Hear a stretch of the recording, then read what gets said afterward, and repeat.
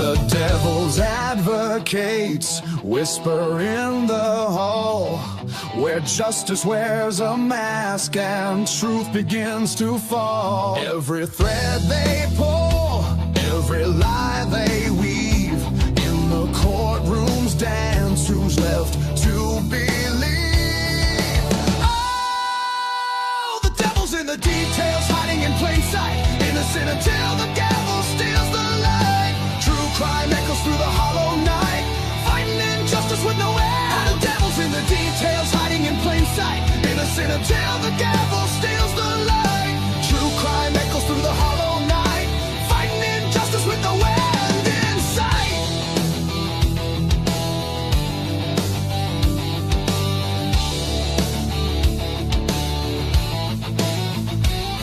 A photograph fades where the truth once stood. Blurred lines between the bad and the good. The scales they tilt with every silver tongue, while the broken cry for a song unsung. Black robes sway like shadows on the wall. One wrong word and the mighty fall. Who's a sinner? Who's a saint? The jury's out, but the verdict's faint. Oh, the devil's in the details, hiding in plain sight, innocent until the gavel steals the light. True crime echoes through the hollow night, fighting injustice with no end. The devil's in the details, hiding in plain sight, innocent until the gavel steals the light. True crime echoes through the hollow night, fighting injustice with no end in sight.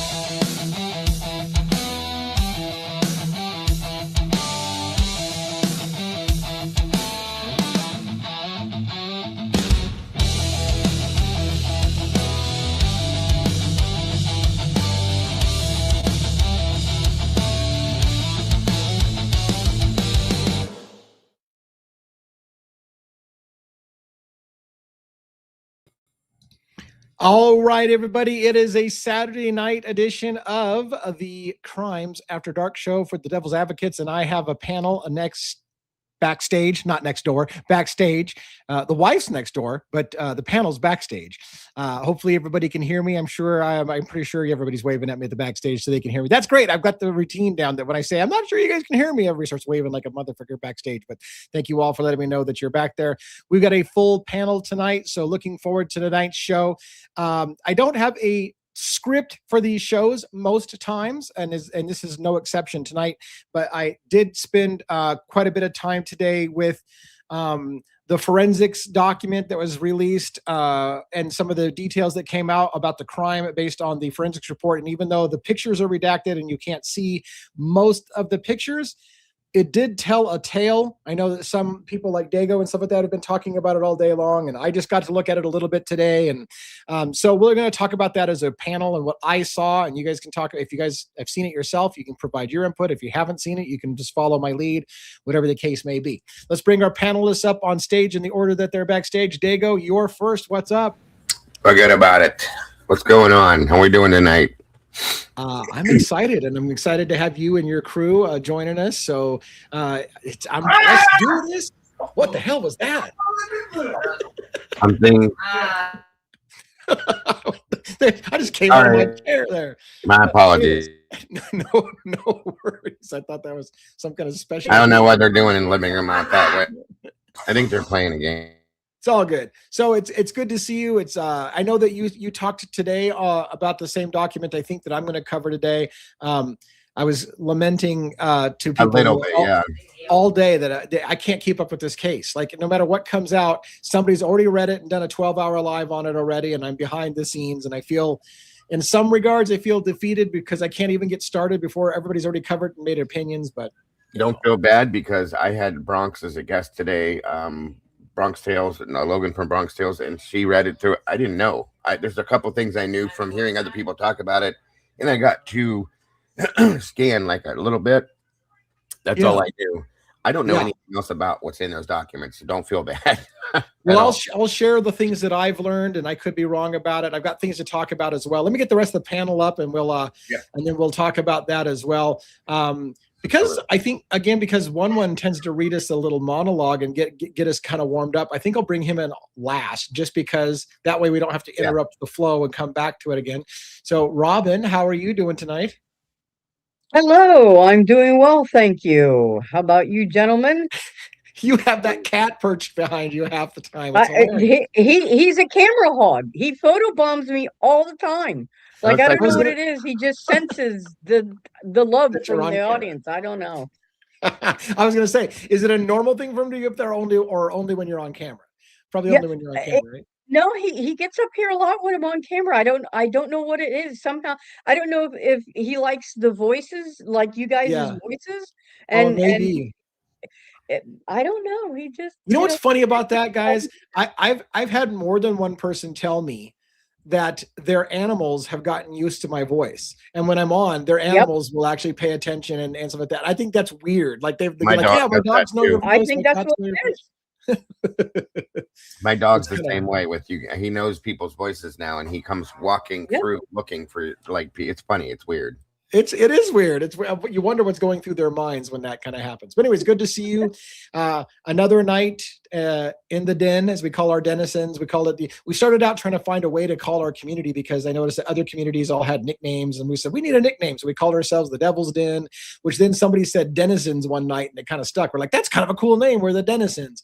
So we became the denizens. And you got the meatballs, and we got all these different nicknames. Everybody's got these, the Hive over in Birdie's show. We've got all these different names for our communities, and I think it's kind of cool. It just gives us a sense of identity for our people, and makes us feel a little bit more connected. So I love that kind of stuff. And Joe is taking a sacrifice today to join us. I understand you're missing something, right?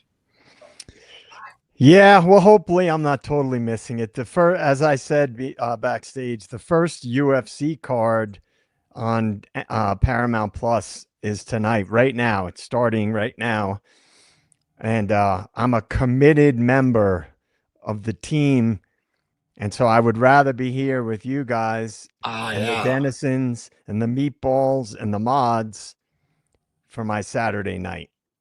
I love that. I mean, it's hard for me, like I said, if it isn't a playoff game like the Seahawks are doing tomorrow night, I try not to avoid the show, but I do try to not have my games spoiled, and I wouldn't want my fights spoiled. By the way, I'm curious because we talked a little bit about this before, Joe. I used to be a big UFC fan, and then they had a title fight like every 2 months, and it was pay-per-view, and you had to pay like $80. And I'm like, Yeah.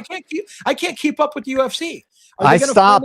Towards... I used to follow it really Yeah.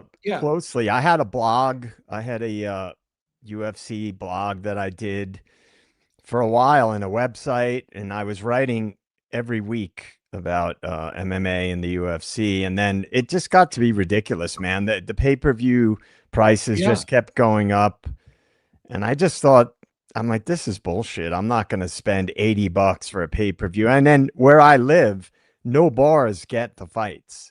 There's not a single bar where I live that gets the fights because there's not enough people here. They priced the bars out of it too, right? Right, because the bars have to pay a lot of money based on their capacity to get those. So anyway, I to go all the way to Denver to watch cards is just not practical. So I just saw Robin Hayukin, her cat, like Hayukin. She just threw the cat across the room. She just lost her mind with the cat. Sorry, I didn't want him to puke on my head. He's having a hairball, so I'll be back, guys. So what is going to, I know that this is a true crime show and we're going too heavy on UFC, but is the move to Paramount going to mean we're going to be able to watch UFC fights now on a regular basis without paying $80 every 2 months to watch a title fight? Or well, supposedly I checked earlier today and there was no extra charge listed for the UFC fight. Now, nice. Whether that's going to change once they get you roped in, and they get people roped in to subscribe, they might give a few for just the base cost and then start tacking on up charges. I wouldn't be surprised because they paid over $7 billion to the UFC to get access to their whole catalog and to all their fights. Wow. So I'll be surprised if they keep it at a flat rate, but hey, if they do, that's great. I'll start watching it again. Yeah, for me too. I'd love to start watching it again. And again, I know we're a true crime thing. We got to get back to it, but hopefully they fix that, because I think they priced out the average guy. I know that's when I quit when I couldn't keep up with it. And so if they, it's a catch-22. It's all about finding that sweet spot of where enough people will watch and they can charge you the most they can while keeping the most people engaged. So we'll get some stuff off of Dago's face. There you go. See, you're still there. I got you. Anyways, let's get one up. And one can also say his greetings and read us in, and we'll get started as a team for the night. What's up? Good to be alive. You disappeared, sir. Where'd you go? There he is. I used my vampire powers. Yeah, it's a vampire. Vampire powers.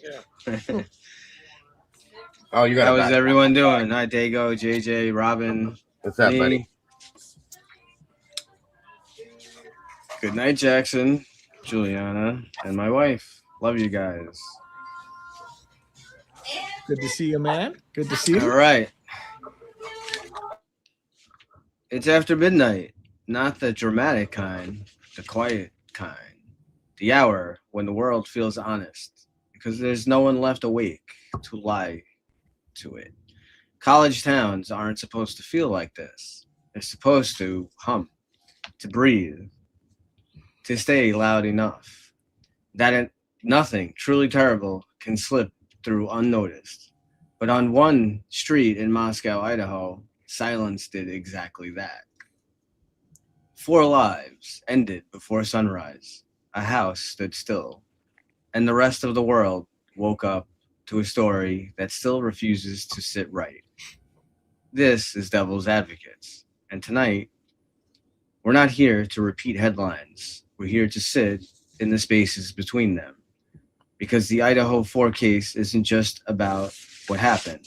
It's about timing that feels off by minutes, details that arrive late, answers that sound complete until you listen a little longer, a timeline that looks clean on paper, but messy when you trace it hour by hour, a narrative that explains enough to move forward, but not enough to stop looking back.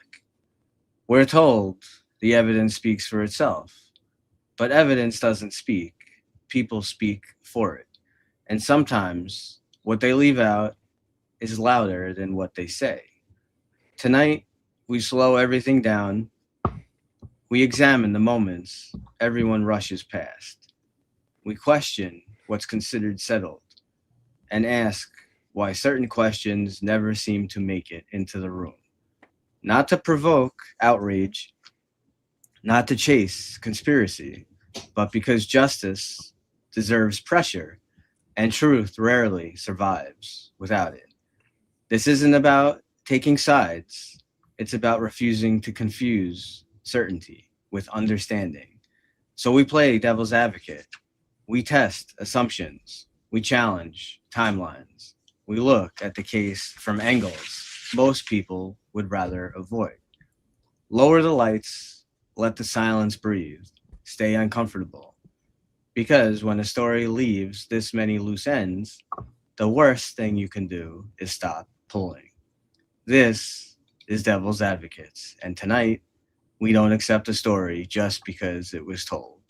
And with that, live from New York, it's Saturday night. Excellent.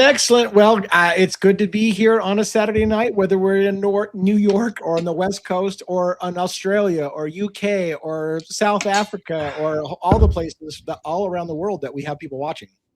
I still feel like I'm working with this stupid lisp because I've got a tooth missing on one side of my face, and I got to get that sucker fixed because it's changing my speech habits. I sound like I'm hammered every time I get on the microphone, and it's just a matter of just every once in a while my tongue goes into the hole of my. That's it. Just do yawn all the time. I don't know what the hell's going on with that. But, you might want to rephrase what you just said. Yep. That's all I'm saying, buddy. Whatever it was, I know I'm embarrassed. I don't even know what I said. Apparently I said something wrong. That's it. Show's over. It's really don't know. Saturday Hey, night. Saturday night. Anything Okay, well, goes at this point. Yeah, I guess I'm turning red. I have no idea. Oh, Amanda's like, that's going to be clipped. What the fuck did I say? We're creating a gag reel for the end of the year, folks. So Oh, get yeah. ready. I- It's gonna be This is good. one of the rare ones where I don't even know what I said. I have no clue what I just said. So We'll that's tell you after amazing. this. Oh my God, Lee. Look, I'm I gonna said call I, a fucking ambulance for myself here in a minute. all right, look, this is horrible. This is not a way that I normally would like to start Oh, the that show. was great. That was great. Okay, well, I'm glad that we can have fun on a Saturday night. So here's the deal. I want to ask you a few things. Before we get into, again, fuck this Idaho 4 case. There are other cases in the world. And all we talk about every night, it seems like, is Idaho 4. However, I just got told by my wife, by the way, that if somebody that she knows who started watching my show said, I only watch his show if he talks about Idaho 4. And I'm thinking, well, then what fucking night do you not listen to me? Because that's all we talk about is Idaho 4. But we really should talk about something else. By the way, also, real quick, we got flagged again last night for inappropriate content, and I had to appeal again every single night. Whoever out there is flagging us every single night, it would be great if you stop it, but apparently you're not going to. So I guess be a toddler. I don't know. We're gonna fight Why it is every it single not night. happening to me then? Because I don't get hit by it at all. I think somebody's got it out for our channel and they're flagging me every single night. So every single night, and hopefully hopefully we'll get the reviewers will get tired of one person constantly or whoever. And sometimes it's a campaign, so maybe we got a campaign. Whatever the case may be, I guess it's a sign of respect. Thank you for thinking that we're so important that you want to single-handedly take down the channel. I appreciate. Well, I that. mean, Yeah. they're giving you views too, so thank you for the views. Yeah. right. Thank you for the views as well. So, I wanted to talk about. Did you guys happen to see? And I hope I get this right, that I think it was on the Gonzalez's family page that Steve's starting to engage people in the chat, Yes. and basically fighting with us and calling us a bunch of idiots on the chat that we don't read and listen properly and whatever. And Jack DeCour is completely innocent, and you guys need to leave him alone. And so you did see this. The biggest question I have was a comment that Steve made about how we're all idiots talking about the 17-minute phone call because that phone call was the day before the murders, not the night of the murders. All this time, have people been talking about the so-called 17-minute call and been wrong about the entire day that happened? And how did we not catch that? Well, why did law enforcement put it out then as that's when it happened? Yeah, that's what I want to know. Like, why did that happen if that's not true? And why didn't he correct that long time ago? Right. So, there's several things that there's several problems I have. One, people aren't going to like this, but I'm going to do it anyways. One, in a way, good for Steve engaging the audience, and so now we're having a discussion, right? So now he's actually debating with people. So maybe that's a good step. But maybe rather than calling everybody a bunch of names because we think you got something wrong, acknowledge that everyone in America has questions and it could just be resolved if you guys would just fucking start talking to people. But instead of doing this name calling shit all the time, which is doing nobody good. So on the one hand, I commend the family for being maybe more open and trying to get a dialogue started. And they're talking about now maybe going on social media channels and talking about it. Good. That's a step in the right direction. Yeah. We all have questions. But maybe don't shit on everybody because they don't come to the same conclusions you do, and let people ask those questions. Or maybe acknowledge that everybody out here that you're calling names that you're basically taking a hot heaping shit on are all people that are here only because, and I swear only and mean only because we want to see your child get absolute justice for what has happened to her in your family. So again.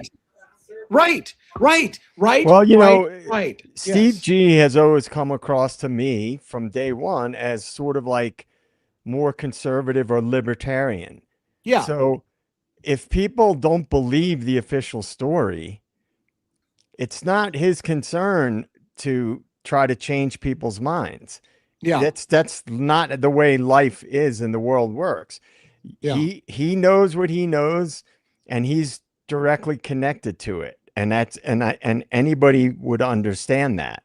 But that doesn't give people the right to try to silence other people. Don't listen. If you don't like what people are saying, then don't listen. Why would you want to silence people? Is it because it threatens the lawsuit, the WSU lawsuit? If the official story is not accurate? I mean, Is it all about money?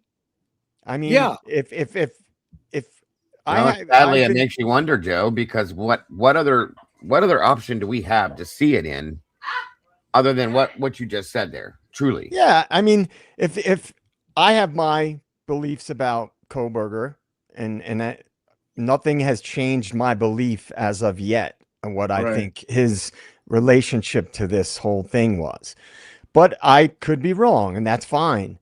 If it's proven that I'm wrong and enough to convince me, then I'll change my point of view. But it has not as of yet. And so I'm going to question things that don't make sense to me, whether it bothers other people or not. And I've said the same thing even on my panel, because I usually leave a link pinned at the top of my chat. I've said, Steve, which I know he won't, Steve and or Olivia or Christy or anybody for that matter that would want to. My panel is open to many, many people. And if you believe that what we're saying or what we think is wrong, then please, I'm telling you, please feel free. Come up here and tell me the truth. Let me know what I'm doing, what I'm seeing wrong, or explain to me why I'm seeing it wrong at the very least. And I would love, I've always said that. I have, just like Joe, my own feelings about Brian Koberger. If you have something different that would make me see the light, I guess as you would put it, then please come and show it to me. I want to know, truly and honestly, I want to know what that is so that I can see what you're seeing, because I don't understand it at this point. And I want to. I just want to add one thing to that. Yeah. Anybody who's watched and listened to anything I've ever said, the one thing that pisses me off more than anything at all is when people come on and try to silence other people. If you have a beef with what somebody has to say, then let your argument change their mind, or present your argument in a productive and in a compelling way. Telling people, crying about what people say because you disagree, you don't like what they're saying, is, with me, it's the worst thing anybody can do. Amen. Well, it's like, don't say it, show it, show us the proof, and I can, any of us will change our opinion. Show me the proof. Yeah. So real quick, thank you, by the way, for the donation here, that we're all awesome critical thinkers and much appreciated. I appreciate that as very much as well. I do want to reiterate something Dago said. And again, like Dago said, they're not going to take us up on this offer, I don't believe. But let me offer this as well. I want the truth. And if anyone in the families, if any of the families want to come on, I will promise you this: we'll do it in any style you want. Meaning, if you want a live audience, we'll do it a live audience. But I would suggest a one-on-one. I will be extremely respectful. You will not get shit. I do have no intention of trying to be, and Dago the same way. I know that's gonna be the case. I will give you a one-on-one thing, and we will ask questions respectfully, and we will, and I'll give you the opportunity to say anything you want to say to a group of people who are critical and willing to listen to the argument. And it won't be a shit show. You won't have to fight. You won't have to get upset. We'll do it low key. So the offer is out there, and I know Dago would be the same way. Hell, we could even do it together, Lee, if that's what they would want. We can get together and do it with them together, same damn way, guys. But nothing but, I want to stress this again, I know he did, absolute respect given, period. End of story. 100%. And that's why I would recommend, if they ever were willing to do it, that we don't do it live, so they don't have to read the chat, which the chat, we can't control the chat too much. I mean, the mods can shut it down, of course, but better so if we did it private. But again, I don't suspect they're going to take it up on that, but I just want to reiterate the same thing. Dago or I, or the two of us together, would be very, very respectful, and we would love to hear. And even if your conclusions are different than ours, we still would love to hear it from you in a respectful format. So I welcome. I would willing to start opening that to do that. Yeah, and I would respect your feelings, thoughts, opinions, everything you think. I will show respect towards that. I may not agree, I may not believe that, but I will still show respect for that, as I always have. Yeah. So let's talk a little bit about the forensic stuff that came out, because one of the things, this is a bridge between the Steve Gonzalez talking about Jack and the forensic documents. One of the things that Steve said, if it was him in the chat, was Jack DeCour was still a suspect late in the game. So he was clarifying that Jack DeCour was still a suspect late in the game, but he was ruled out for 3 reasons. He listed, he was ruled out because of his DNA excluded him from the scene. That part I have a problem with, and that's why I would want to talk to Steve about that. How can you exclude Jack DeCour from a scene in which he's been in that house tons? His DNA is in that house. There's no way his DNA is not in that house. So how can you exclude someone by DNA when you know he was in the house? That doesn't make sense, right? Right. But the other things he said is Jack DeCour was excluded because his cell phone and visually it's seen that he went to his house and never came back out. And again, that's not proof of dick. Now, at the end of the day, if there's other things that we don't know, but those 3 things don't add up. And again, I would want to be respectful. If there's more that you know that why we're all idiots, rather than say we're idiots, why would just let us know what the more of it is, so we can shut the hell up about it. Because I would love to shut the hell up about it. There's no part of me wants to accuse or even remotely suggest somebody was involved that wasn't involved. I want to exclude people at this point. It's the same thing I'm trying to do with Brent Kopacka. I want to stop talking about Brent Kopacka as a possibility by finding that smoking gun that says there's no fucking way he was involved, so I can stop talking about it. So until I can stop talking about it and asking the questions, give me something that makes it definitive, that's it. That end of story. Can't have done it. I would love that. I would love nothing more than that. Amen. And I agree. Exactly. That's all we're looking for, is something to put it to bed. And if it can't be, then don't get mad at people still asking the questions. And I just wanted to say, for the record, I don't think Jack D was the person. I don't think he was the perpetrator. I just don't think for a lot of reasons. There's a lot of reasons why I don't feel strongly. And early on, I had considered that for obvious reasons. He's the ex-boyfriend, he's jilted, he's devastated, et cetera, et cetera. But I don't think that he is the perpetrator, in my opinion. So I think we've talked about a variety of different scenarios, and that one, just for me, logically, I can't connect the dots and make it make sense to me. Just for the record. And I'll agree, Joe, with Joe. I've never thought Jack DeCour could be. I don't think he can commit that crime. I don't think physically he could do it. Do I think he may have more knowledge than what he does? Yeah, that is absolute something I've always thought. But do I think he hands-on went in that house and committed the crime? Absolutely not. No, I can't make myself believe that. Just like I can't believe Brian did it either. But I do believe that Jack DeCour really does know something, or a lot more possibly than what the world believes he does. Sorry. And just because we're on it and everybody's sharing their feelings about Jack, let me be clear about my own position. My position maintains, because I agree with you. On some level, I don't think Jack was capable of doing it. So I agree with you on that. But this statement is not contradictory to that. The first person you ever look at in a crime is the ex-husband, the ex-spouse, whatever. That's the first person you look at. He should have been suspect number 1. And apparently, maybe he was, now that we see some documents, suspect number 1. So that's and you really, really need to know that you can rule that person out, because that's suspect number 1. So that doesn't go away. And then second of all, there's bridge things that does it. Maybe Jack didn't do it, but knew it was going to happen. Maybe Jack didn't do it, but actually, covered up for it. But there's a lot of other ways. You're right. Whether you guys are talking about whether physically he could have done it or not, I agree with you. Like, I don't, my gut tells me that's, the killer isn't Jack. That's not, my gut tells me that.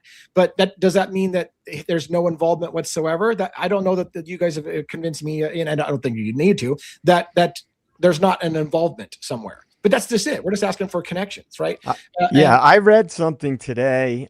I think it was on Reddit, I believe, maybe, where someone said emphatically that it was a robbery. Someone knew it was a drug house. People knew it was a drug house, and that they knew there was a party the night before, and that they knew there'd be, if it was actually a drug house, there'd be a lot of money in there. Now, I disagree with this theory for this simple reason that in that case, one person wouldn't have been brutally murdered way worse than the others, and it wouldn't imply just a robbery, right? You wouldn't have to carry out such an extreme crime for a robbery. Bingo. Yeah. And then if Dylan and Bethany were in the house at the time, if someone was robbing the house, they would have, unless they were really on the inside, they would have looked in all the rooms. Yes. Because right, unless and you wouldn't use a knife, I wouldn't think either, Joe. Like that's the knife thing makes it a little bit more personal, in my opinion. Like if somebody went in to rob that house for drugs or money, they're gonna go in with a gun, bing bang boom, it's done, and they're out the door. They're not gonna waste all the time that they wasted actually physically going at each single person. And then there was quote unquote experimental post-mortem injuries. Like that's something different altogether, in my opinion. That's not just a robbery. So there's like a torture element to this crime. Now after looking up another thing, and I had messaged one about this on Discord, and I like to get feedback from people in the chat and on the panel as well. I really spent a lot of time looking at the light bulb images, and I have to play devil's advocate with myself because I had said I think it's Maddie in the opposite reflection, and after a lot of hours looking, and you know how sometimes those pictures that have like two images that you could see it either way, but you have to like really stare at it. Here's what I think. This is just a theory. I think you can see Maddie in that lower image, but it's the image of Kaylee is bleeding over into the image of Maddie because of the curvature of the light bulb and the light refraction. I did find in one or two of those pictures a separate, what looked like a body in a part of a body in a separate angle, and the image of Kaylee's face is kind of almost projected, blurring it a little bit. So after looking at it for a long time, I do think that I can see where Maddie is in that lower portion of that light bulb image. Well, they did say in the documents that Kaylee is kind of resting a little bit on top of like Maddie's, I believe it's Maddie's like right side. So that makes sense. And Kaylee was close, right up kind of to the wall, but she was lying partially, like her left shoulder and stuff was kind of lying up over Maddie a little bit. So I mean that does make sense what you're saying. So anyway, I had messaged one about it, and I wanted to mention that because I had originally thought it was only Kaylee's reflection in the lower left side of that light bulb image, but I'm starting to think that I see certain things that look like you can see Maddie a little bit too. See, I have people telling me they don't see. I did what you did. I stared at it. I took a magnifier to it. I blew it up. I shrunk it down. I spun it around, flipped it out. But you know what I mean? I did everything I could with it. And I see Kaylee, period. To the left side, I see what I think might be the photographer taking the picture. But there's people telling me they don't see Kaylee at all. They think it is somebody with forensics wearing the white Tyvek suit, so on and so forth. The face itself, guys, to me, looks just like Kaylee. I can't get away from that. But JJ, I think it makes perfect sense what you said. I mean, what Robin is referring to, it's like number 5 here in the sheet. It says Madison and Kaylee are lying on their backs. Miss Goncalves is partially lying on top of the right arm, right shoulder, and upper torso of Miss Mogan. Obviously we can't see, it's blacked out, but so she's kind of lying over her. So I want to share some kind of bombshells in a way that I found from the document, but and I'm glad that we're a little ways into the show before I say this, and I'm trying to decide how to do this. One, what I want to talk about is graphic, but we're not going to show graphic images because there's no graphics images to show, so you don't have to worry about that. But it is going to get graphic if we do what I want to do. So I'm kind of getting a sniff chest from you guys. There's a couple of bombshells I want to discuss. One, the documented in writing, not in pictures, in writing, damage that happened to Kaylee versus the other victims, because that's a big discussion, right? People are saying, well, Kaylee got it worse than other people. I want to read to you, if you don't think it'll be too icky, to read to you the description of the wounds that are written down. Is that too icky, you think? No. You think it's okay? No. And then I want to talk. And then I want to talk to you about another big bombshell, which is what I said for a long time. Cross-contamination is going to tell you everything. Where does the blood flow? If one person, if the killing started on the 3rd floor, you should see blood then of those victims show up on the 2nd floor as it moved to the 2nd floor, or vice versa. Some of that was kind of documented in the document. So I want to talk about the blood flow as it looks in the scene. And then I want to talk about the bombshells of the fuckery with the renumbering of evidence tags, which really bugged the piss out of me. All right. Thank you for bringing that up, sir. Yeah. All right. So yeah, there's a bit of a trigger warning as we're going to talk about the graphic imageries. So long has been discussed. Kaylee got it worse than everybody else. Kaylee got her injuries were different. The points of damage, as Steve Gonzalez said, were different. And again, as a warning to the Gonzalez family and all the families, if for God's sake you're listening to true crime on us for some reason, which you shouldn't be, I would recommend you don't listen to us describe in detail things that you already know and you don't need to hear. All right. So for the rest of us, let's talk about the autopsies. So in this document I'm going to show on screen, remove this, add this, and share screen.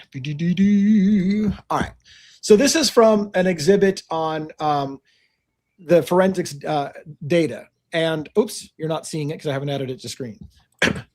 These autopsies are in reverse order. We're gonna get to Kaylee first, and then we're gonna get to Maddie, I think, and we're gonna get to Xana, and we're gonna get to Ethan. If you look at the timestamps in the document, the autopsies were done in the reverse order. So the first one we're gonna look at is Kaylee. She was done at 4:50 p.m. The other autopsies had already been done. She was the last one done. So we're going to see her discussion first. But I want you to pay attention to some of the way it looks in writing.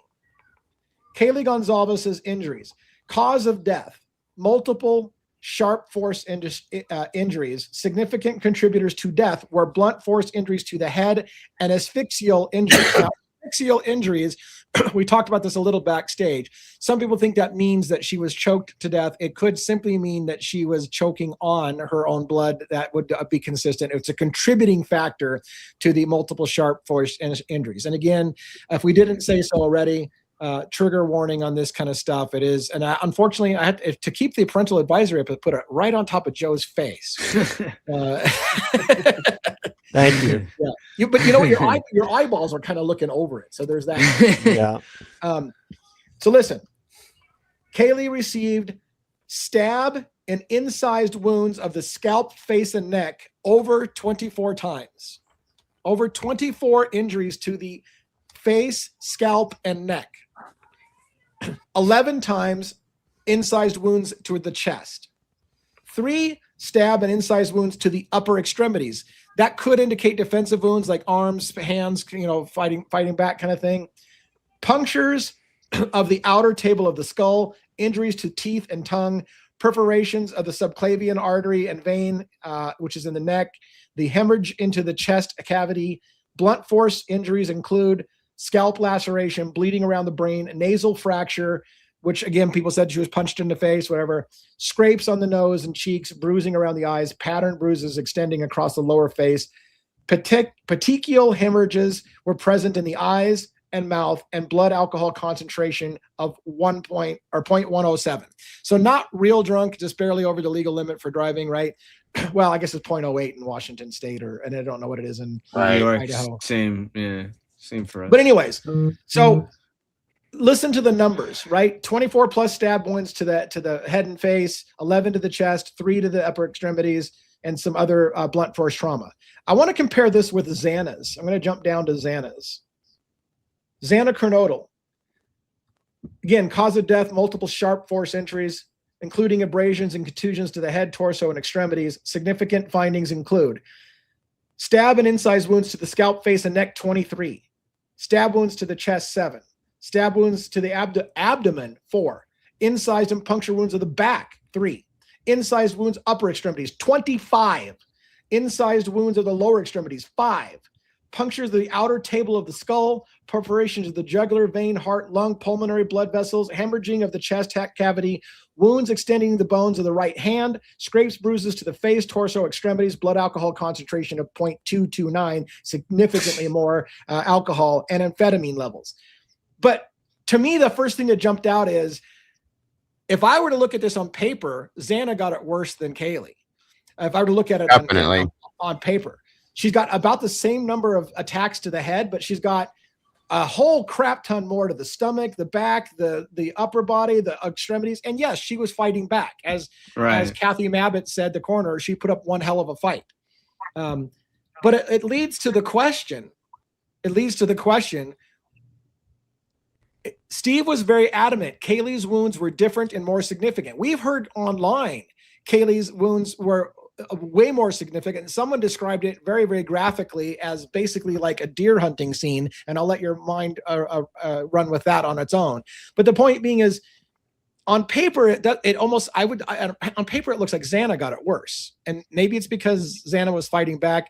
The other thing I noticed and I'm going to then let us talk about it before I move on. The other thing I noticed was Xana was the only one out of all the descriptions that they gave that had blood on her feet, indicating that she was erect and standing and walking in puddles of blood, and that she had struggled and she had rolled over and she got stabbed in the back, and there was a lot of struggle with her. Everybody else didn't have blood indicating that the flow pattern of the blood flowed down their legs to their feet or down their legs, suggesting every single one of them was laying in a bed when they were attacked and never got out of the bed. Unlike Xana, she was the only one that was erect on her feet.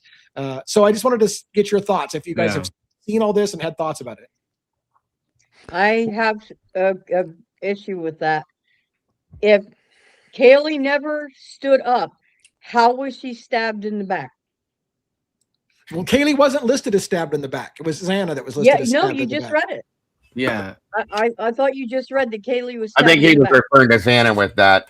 Xana had the back wounds. God, I'm sorry. And see, Xana had the back wounds. I made that mistake too, you guys. I thought because one of her injuries was listed to be as her severed liver, that I thought that it came from the back. Okay. Yeah.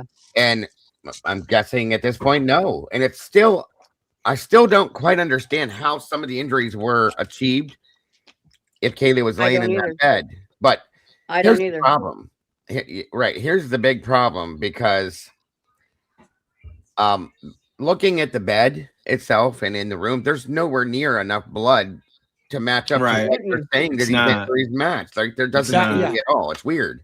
Another thing too, DA, in the pictures of Maddie's room, very clearly the bed has very distinct drag marks across the bed. Blood, not like heavy blood, but like a scraping of blood, as if like a body was either dragged onto the bed or dragged off the bed. But it looks to be like it could have been, if some of the theories that we have are correct, that they were not killed in their bed and they were placed there and staged there, that they were dragged onto the bed, or at least somebody was. Yeah. So where you're right. I mean, I think all of us have questioned. It doesn't seem like there's enough blood in Kaylee Maddie's bed to account for what they say happened there. And so how do we deal with that? Like, you know, on the one hand, like, you know, I don't know. I don't know. I don't even know how to do it. We all agree the scene doesn't look right in the upstairs bedroom. I mean, you can, if you want to. I mean, we know the blood on the beer pong table downstairs has Kaylee's blood alone, so there's no contamination there. There's no cross contamination. Right. So she definitely was attacked. She was fighting or attacked. She was attacked there, right? There had to be some kind of. There's a pooling. There's a pooling of blood at the bottom of the stairs. Now, they're saying there's no evidence of the, like, blood that went down, like, that shows that she was standing. But if she was killed on the second floor, that's where her demise was, whether in front of Dylan's room or at the bottom of the stairs. And then someone picked her up and brought her to the bed. That would, you still wouldn't see that. Not even that one. Something's wrong with that altogether. If we're to believe Dylan's testimony, which is what they want us to believe, okay? Right. I'm understanding this. She said she heard Kaylee come running down the stairs screaming somebody's in the house. And then back in the back area by the bathroom crying, blah, blah, blah, so on and so forth. Okay, that's fine. So you're going to tell me that Kaylee went back upstairs and laid down in bed and then she was attacked? Right. Well, yeah. Here, Dago, you help reminded me of another thing. And everybody knows this, but let's do it one more time. Dylan supposedly heard Kaylee singing and dancing, heard Kaylee crying, heard somebody whisper something like, "I'm here to help." But now we know for certain Xana got massive wounds, was standing erect, flailing around, had wounds back, neck, everywhere, and Dylan didn't hear any of that. Are you serious? Like, she heard Kaylee crying in the bathroom. Somebody whisper, "I'm here to help you," but Xana, who's right next to her on the wall, right beside her, and is all over the fucking place, she doesn't hear that shit. That's what I'm saying. Yeah, right. It's not even remotely believable. And then, what person in their right mind would even remotely believe that? And then following her calls, her with her statement there of she heard Kaylee crying and running down. She doesn't call Kaylee first. That doesn't even make sense. Like, if you lived with people, right? Whatever. Joe, Fred, Dan, and your friend, you hear Joe, their voices, and Joe is screaming, and you think he got attacked. Wouldn't you call Joe? You wouldn't call Fred, right? Yeah. So why does Dylan call Xana? She doesn't call Kaylee first. It does. It's her. It makes no sense. And why? And so I want to beat the hell out of this for a minute. If all that happened right next to her room, why did law enforcement not pressure harder how it could possibly be true? How can it possibly be true that this person was getting horrendously mutilated right next to you and fighting back and alive, and you heard none of that, but you heard somebody whisper, "It's okay, I'm here to help you." Right. Like, why didn't cops jump all over that? Like, that fucking makes no sense. You're lying about something. Cough it up. But no, instead what they tell her is, "Don't worry, you're going to be okay. You're going to be okay. We're not going to ask too many difficult questions." She also made an exact word statement, word for word from a Vampire Diaries episode that was playing at some point. Yeah. Word for word. I played the damn episode and it was exact words, one by one, that was stated. Yes. So, yeah. So there's she's, that. at best for her case, at best what happened is she's conflating things in her mind, and she did hear that episode and she doesn't remember because she was too drunk or whatever, and maybe she's conflating something in her mind and she remembered something, but it's out of order. If that's the best you can do to try to give her the benefit of the doubt, is she's out of order on what she heard and what she, what she remembers. But I'm going to tell you, I've been formulating versions in my mind of what I think happened now based on what we have. First, I'll talk about Kaylee. I believe that Kaylee and Maddie, definitely Kaylee, were attacked on the second floor, and then that tried to get away, and at some point ran upstairs, and then the killers basically attacked them further right at the door of their room, and then the struggle was happening partially in the room because there's blood specks on the walls and stuff in Kaylee and Maddie's room. Right. So some kind of stabbing or something happened in that room, or punching, or whatever, that caused some blood spatter, which was on the walls. Mm-hmm. But I think that the really bad wounds may have been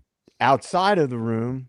And so a lot of the blood, which would come out rapidly, especially with arterial bleed, was there, and that's where the partial cleanup that we heard about, there was a cleanup attempt happened for that.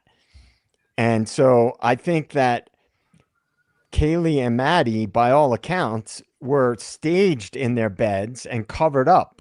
Yeah. Right. Yeah. Which does not, like to Dago's point, jive with them being attacked in their beds. Not at all, right? Because No. there would be blood all over the covers that are on top of them. And the only blood we see in the bed were some spots of blood on the sheets over the mattress. Mm-hmm. And so that would, to me, imply that they were placed in the bed after they had already bled a lot. And so I don't know how you're going to feel about this. I don't know how you're going to feel about this, but one of the things that was repeatedly stated by the forensic specialist that said she processed the crime scene on the 17th, I believe it was, of November. Mm-hmm. She stated repeatedly, there is no evidence whatsoever that suggests that the individuals were killed outside of the room in which they were found. She repeats that over and over again. There is no evidence whatsoever that indicates that they were killed anywhere other than the room in which they were found. And she gives all these reasoning for saying, no flow patterns down the legs that indicate that they were ever erect or in a different position. So I'm not saying it didn't happen, but what I'm saying is what do we make of that? If it did happen, did the forensics specialist go along with the cover-up and lie about it? Or was a cleanup done so well that the forensic specialist missed it and couldn't have seen it because it was cleaned up? Like, what is the answer between the forensic specialist emphatically saying there is no sign that the people ever left the room in which they were killed in? That's kind of where I was getting ready to mention that we're taking what they're saying in the forensic reports. Is that because that's what they were told to say, or is that because that's the truth? And there's one moment. I know I can see the wheels spinning in Joe's head. So there's one moment in which, I hope I get this right, people. I hope I get it right, where the forensic specialist, I think her name was Sutton, maybe, said on her first pass through the house, she said Xana's blood was on the ping pong table. And then later on, she amended her report and said, it is inconclusive on whose blood is on the ping pong table as swatch F. And then when they explained, why did you change your statement? She said, I was told Xana's blood was on a certain thing, and I thought that was the ping pong table, so I wrote it's Xana's blood on the ping. And I'm like, well, wait a minute. Are you fucking doing your forensic report on your own, or are you told where people's blood were and you're writing it? That was the one moment I'm like, what do you mean you were told it was Xana's blood, so you wrote it there, and then later on changed it when you found out it wasn't her blood? That was a bothersome moment for me. You're told, bingo. Like I said, they were told. Yeah. And there was, if I'm correct, there was blood found of Xana's behind the bar cart, that gold thing there on the wall behind that. So is that true too, or is that not? I don't know what to know, believe or not believe. You know what I mean? I don't either. So let me show you. I just wanted to say, like, based on the body of evidence that we've seen and based on speculating, obviously, just like a profiler would do, you speculate based on a crime scene. We can't believe the information that in total that has been given, because if in fact there is a cover-up, like it seems that there is, that means things can be manipulated to appear a certain way. Let's just say that things are even darker than what we are imagining. Sure. Let's just speculate that, just for argument's sake, that somebody associated with law enforcement knew things about this crime before any investigation was done. They would have some sway into manipulating things. And in which case, the information, a lot of it could be tailored to fit a narrative. And when you're dealing with powerful forces, big money interests, and the university, who knows what information could have been manipulated? Now, I have a question for you guys. Outside of Maddie's room, there was right at the door, there was what is that, amino black, I guess? Yeah. So do they put that down to try to get, like, find latent blood or things like that? Yes. Or what is that used Yes. for? Is that what it's yeah. for? It's to reveal latent things you can't see with the eyes, Blood, and it's yeah. reactive to blood, and Right. Right. All I'm saying is the bed itself. Yes, there is some blood on the mattress. There are blood specks on the wall, but it's not indicative of what the injuries were that we were told. So they could have been killed right outside the room, and there was bleeding that occurred, or they could have been killed on the second floor, and they bled in certain areas, and those were the areas where a cleanup was attempted. Yeah, and I see Lala's. We're gonna get to that, so hold tight. It's gonna be a little bit before we get to it. We're gonna get to the Kaylee's blood and Kaylee Maddie mixture. We're gonna get to that, so stay frosty. We're gonna get to that, but let me cover a couple of more bombshells I want to talk about. CODIS, male unknown B and D. So unknown male B was a spot of blood inside the house, kind of down on that second floor, going to the first floor kind of thing. And unknown male D was on a glove outside in the parking lot. And many people have speculated, how is it that you know, for example, it's male blood, but you don't know who it belongs to, and you call it unknown, and you didn't enter it into CODIS? Exactly. The answer to those questions are in this document, and let me explain it the way that I can best explain it. Now, don't crucify me. I'm going to give you their explanation, because I think their explanation is bullshit in some regards. One, a presumptive test, meaning we're going to presume that it's blood, and we're going to do a presumptive test on is it blood, will give them the markers on whether it's male or female. Like they'll get that marker saying, oh, it's got this spike that shows Y chromosomes and therefore it's male blood. That's how they knew it was male blood, because they did a presumptive test to see if it was blood. Right. They didn't enter it into CODIS, and this is where you might understand or lose your mind depending on your perspective. They said unknown male B blood was too far away from where the bodies were to be related to the crime, because the house was a party house and could have potentially biological material from anyone. The spot where the blood was at was too far away from the bodies to be reasonably assured to be part of the crime scene. And so they didn't enter it into CODIS. Now, why is this? What's the CODIS part mean? CODIS is a database for crime scenes and for criminals to be entered into. And there's rules about entering people into CODIS who aren't at a crime scene, because you don't want everybody's DNA being put into a database looking for criminals, because people would be concerned about their database or their DNA being put in a database for criminals if they're not a criminal. So CODIS has rules that doesn't allow you to enter things into the CODIS database unless it's directly related to a crime scene or a suspect of the crime scene. So what their argument was, because that blood was too far away from the crime scene, they were not allowed to enter it into CODIS, because CODIS is only for crime scenes and the blood was too far away. They said the same thing about the blood on the glove outside. The blood on is outside of the crime scene, because that's out in the parking lot. It's not the crime scene anymore. So therefore we can't enter it into CODIS. The law permits, or our rules permit it, or forbid us from entering that into the database, because it's not the crime scene. Now, I cry horseshit on multiple reasons. One, the reason why they say that other blood can't be part of the crime scene is because they tell you already, we know the killer came and went from the back door. Right. But what if he went down and went out the front door? So they're just already telling you, we know where the killer went. So therefore blood over there doesn't make sense. We're not going to look at it. It can't be the crime scene because the killer didn't go that way. You know what I'm saying? They're leading the question.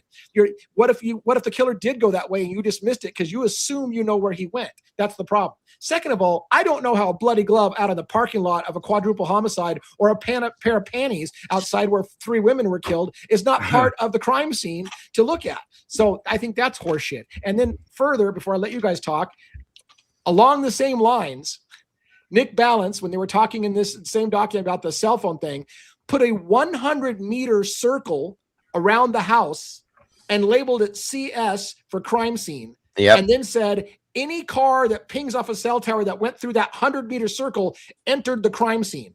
So by his logic, thousands of people walked all over your crime scene because that 100-meter residence was a whole fucking neighborhood. So if you're going to say Brian Koberger was seen at the crime scene over and over again, which is what you did with that horseshit, saying he was at the crime scene over and over again, then thousands of people walked through your fucking crime scene because you put a 100-meter spot on the ground. And yet you're going to say, the bloody glove out in the parking lot is not part of the crime scene, and the blood in the banister inside the house is not part of the crime scene, but 100 meters around the house is part of the crime scene. What do you guys think? That's insane. Yeah, absolutely. Yeah. That's pure insanity, Lee. I'm sorry, but that makes zero sense. There's a cover up happening. I mean, it's obvious. And, you know, you hear about, oh, there was a silver car parked outside the house at a certain time. And it's like, what are they covering up? Now, when I hear things, different parts of a case, I look at human nature, like human behavior. If Kaylee wasn't, or someone in the house was involved with a police officer, right? Then if that's true, then it would be fairly logical that that police officer might stop at that house, right? So they might be there. And so I said this before, is it possible that shit went down while police officers were there and they don't want their connection to that event, if they were there in a non-law enforcement capacity, to get out to the public? Because it will open up scrutiny. Just if nothing else, maybe they didn't want it to get out that there was a CI there, and people would start asking questions. Why was there a cop at the house at this time of the night? Like, what would they be there for? Why were they there? So then, like, that would be a reason in and of itself for covering shit up. Right. Right. So I'm trying to look at, like, at human nature. You're a cop, you're involved with a woman who's a student. You know, it's probably not the thing that you want to get out, especially if you're married or whatever.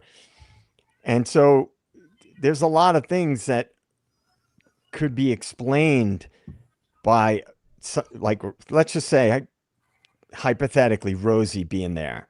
Because that's the rumor that he may have been involved with Kaylee. Well, that alone sets off a chain of events. Why people would want to cover that up. And so, in my opinion, I'm starting to have really much darker thoughts about this crime than I had before, and it's purely based on what I know about crimes that have happened and what I know about forensic psychology. Anybody, it's not like cops have never committed a crime. Right. It's not. Look at the Long Island serial killer cases. A lot of questions being raised there about law enforcement. Golden State Killer. Many examples. So many examples. Yeah.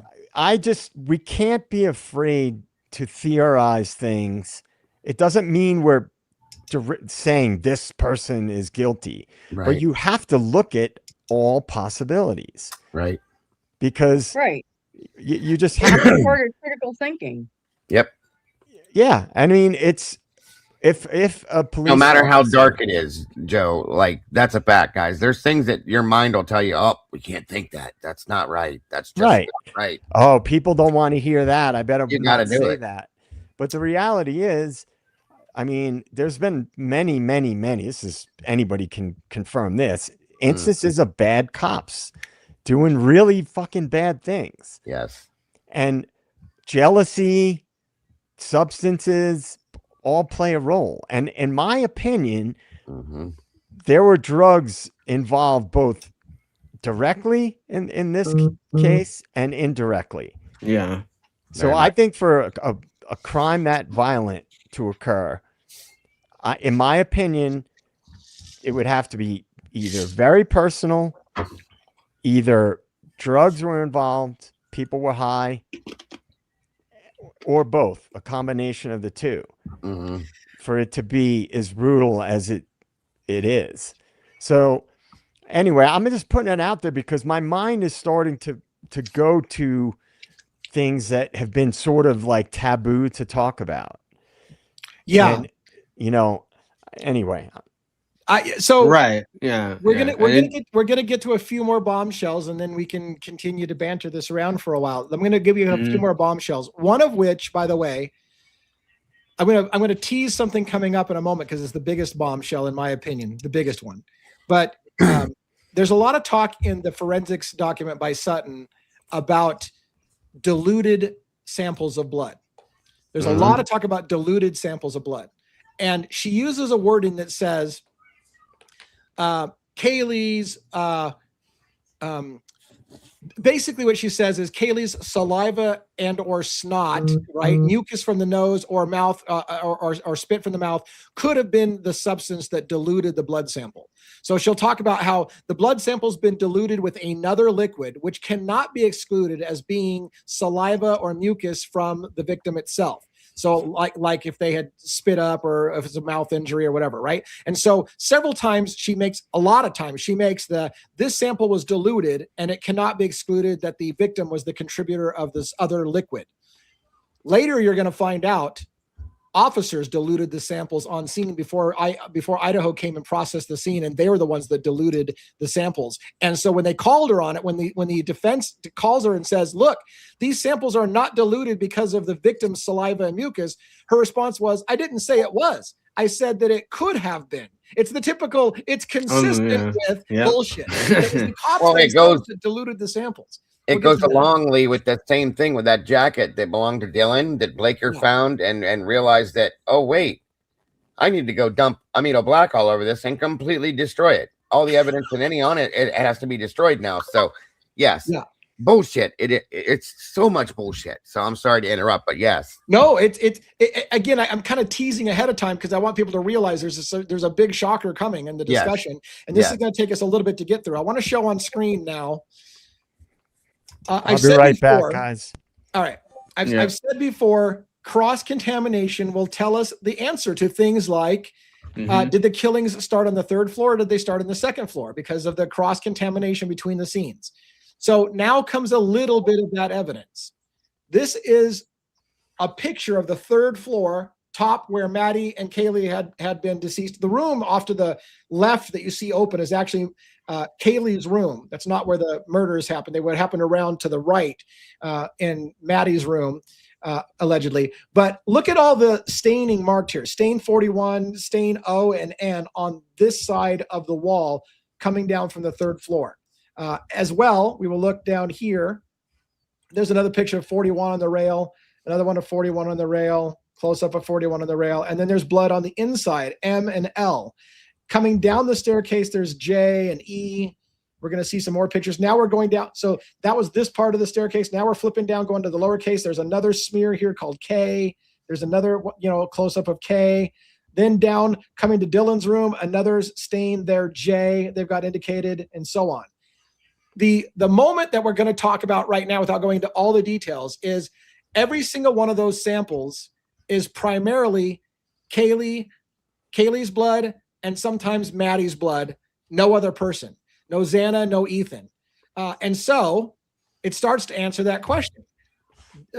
What happened? Like, in other words, somebody didn't start killing Xana and Ethan and then go upstairs, or you would see blood marks of Xana and Ethan all over those walls going up there. But that's not what happened. Right. Everything is the other way around. Kaylee and Maddie's blood is on the walls coming down both sides of the staircase all the way down, indicating that Xana and Ethan weren't killed first. That would be my thought process so far. Are you with me so far? Like, we don't see any of Xana and Ethan's blood, according to the forensics person, upstairs. All of it is Kaylee and Maddie's coming down the stairs, and then a mixture of Kaylee and Maddie on the second floor where Ethan and Xana were killed. Does anybody question still the possibility that Xana and Ethan were killed first and then they went upstairs the same killer? Or do we feel like, I mean, how do you feel about Well, if you have multiple killers, right? I mean, they could both, you have one or two people attacking Maddie and Kaylee, and you could have another 1 or 2 people who are attacking Ethan and Xana.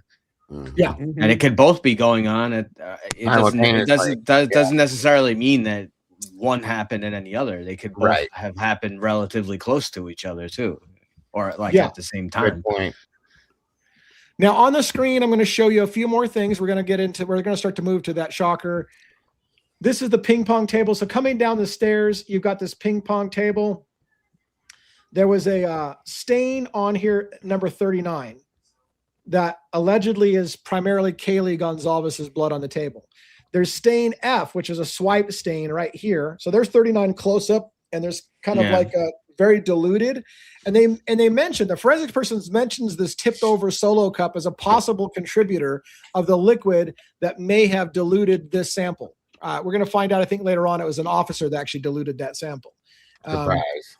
In addition, F, the swipe. This is the one, I believe, the forensics person, Sutton, said initially was Xana's blood that was swiped on the side here. Then she changed her report and said it's unknown. We don't know who contributed that. I said it was Xana. Right. I said it was Xana because I was told Xana's blood was on a table. I thought this was the table they were talking about, so I said it was Xana's when it's now unknown whose blood that was. I find it disturbing that somebody told you where Xana's blood was at and you wrote it into your report, but that's another thing. The shocker comes again. So let's continue on. So there's blood stains going. Now this is where it starts to get a little weird for me. This blood stain D is on the other side of the banister leading down to the ground floor. So this supposedly the assailant never went this way. The assailant went up and down from the second floor, out the back door from the second floor. It never came this way. We've got blood on the inside railing. So over on where if you can see my mouse, that's the hallway leading to Xana and Ethan's bedroom. Yes, I can see somebody could come out and drip something maybe on the other side of the wall and stick there. But what about, and that's where it would be. Like, did they touch it? Did they grab it with their hand as they were coming out of the room and transfer DNA? And by the way, that stain, E, where's E? Oh, that was one of this comment right here that I highlighted drove me nuts. This stain was not tested further. That one bothered me. Stain E, right there. They didn't even test that further to see whose blood it was. Are you fucking kidding me? Surprise. Right. But look at this. So again, where my mouse is at, this is the hallway leading to Ethan and Xana's room. This is the stair wall, the wall on the staircase leading down to the front door. There's blood way over on that wall, and over here on this side wall, in addition to the other side of this banister. All of that stuff they dismissed as any possibility of an assailant going down that way, concluded that one of the unknown male things couldn't have been that case because it's too far away from the crime scene. But the blood tests out to be like Maddie's and Kaylee's and different people on, and so they're saying it's spatter or cast off or whatever. Mm-hmm. The whole thing bothers the living piss out of me when you've got stains out here this far out. I don't know what to really make of all that. And I'm trying to get to the comment here. There's no physical evidence to indicate that Kaylee Gonzalez or Madison Mogan was in this location after sustaining their blood-related injury. So they're making the point that, yes, Maddie and Kaylee's blood are all over the wall leading down to the first floor, but there is, as they say, no physical evidence indicating that they were ever in those locations after they were bloodletting. Therefore, their indication is, and here's the problem, therefore, their indication, the killer has their blood all over his body and is tracking it all over the house, and yet he didn't take any of that blood into his car or to his house or anywhere else. He's dripping in blood and casting their blood all over the house as he walks through the house, but he doesn't carry any of that shit out of the crime scene, which fundamentally bothers me. Yeah, agreed. Yeah. I think personally there is weight to the fact that they may have been carried, from one location to another. Yeah. And the people that were carrying them got blood on their hands or gloves if they had gloves on. And then to stable themselves in the stairwell, they put their arms up and made quick contact and left those little prints on the wall in that kind of stairwell area. Because you ever walk down if you're carrying something down a stairwell and you have that wall that's in front of you, you know, that's coming down. Sometimes you have to, like, if you're carrying something, put your hand on that to steady yourself. So what else would explain blood getting on those areas and only in those isolated blotches? To me, that's a hand that has blood, or a glove that's got blood on it, and you're carrying something. So you're steadying yourself as you're carrying it either up or down that stairwell. And that's what logically, that's where my mind goes. It makes sense. All right. So I'm trying to find the best reading for you to get this, but here's what I want you to capture from this next bombshell discussion. Appendix A, response and rebuttal to report issued by Matthew Nodal on January 22nd, 2025. Let me set up the scenario. So Sutton processed the crime scene on November 17th, after officers had already done some processing of their own. And then ISP, Idaho State, came in and processed the scene further on the 17th. Matthew Nodal is a defense expert and forensics person who came in and disagreed with some of the conclusions that Sutton made on the 17th. And so this contains Sutton's rebuttal to the defense's expert saying what you said was wrong, if that's not confusing enough. Right. But I think the shockers will jump right out at you. Here's what I want to show. Nodal, the defense expert, made this comment in relation to Sutton's original report. This stain, as depicted in the Sutton report, is an altered blood stain. The appearance depicted in the image represents what was left of the stain after the initial sampling conducted by Detective Talbot. Detective Talbot had already fucked with that scene and had already sampled the scene and already diluted the blood stain. Sutton said, hey, look, you see a diluted stain, which might be consistent with saliva or mucus from the victim itself that diluted it. And what this forensics expert is saying is, no, the detective diluted that sample. It's not saliva or mucus. We know exactly what it is. It's the detective using water to dilute that sample to take his own test. But it gets worse. Original images of the stain show it to be a small spatter, black and white, numbered placard number 42 of Talbot, the detective Talbot. The sample was then collected, likely with excessive water applied to the swab, altering the original appearance of the stain. Days later, when ISPFS, that's the Idaho Forensics Lab, processed the scene, a yellow sticker, numbered 42, was placed, and after collection appearance photographed. So a different sticker was placed on the evidence after it had been altered by Talbot. That stain was never DNA tested, and therefore it cannot be attributed to originating from any specific individual. The misidentification of this sample may be associated with the renumbering system employed by Detective Payne. Detective Payne came in and renumbered samples after they messed with the samples. Are you catching this? Isn't crazy. Renumbered samples. What's that? Isn't that interesting? It is very interesting, but it continues. So Sutton responds to the defense having a problem with this and said, regarding the alteration of stain 42, my description of 42 was based on its appearance in image 4587. Mr. Nodal had the advantage of seeing the stain in situ. So what does that mean? It means Nodal saw this stain in its original format, and this person who wrote her report saw it after it had already been altered by police. So that's interesting. Nodal saw it in situ. He saw it as it was. In the original stain, if the original stain was in fact collected by excess water, I agree with Mr. Nodal's opinion of it being an altered, spattered stain. So she's saying, I guess you're right. You saw the stain originally. You're telling me it's been altered. If you're right that it's been altered, then I guess you're right. It's been altered. I didn't come to see the scene until after you had already seen it and the cops had already processed it. So she's admitting. And again, regarding the DNA profile of stain 42, I was unaware of the change in the numbering system. So the forensics person's unaware that they've changed the numbering system of evidence. I was unaware of the change in the numbering system as it correlated to the description of the agency number in the ISPFS worksheet described by Mr. Nodal. The misidentification of this sample may be associated with the renumbering system employed by Detective Payne. And why? Does it give a reason why it was renumbered? I never saw a reason as to why it was renumbered. Right.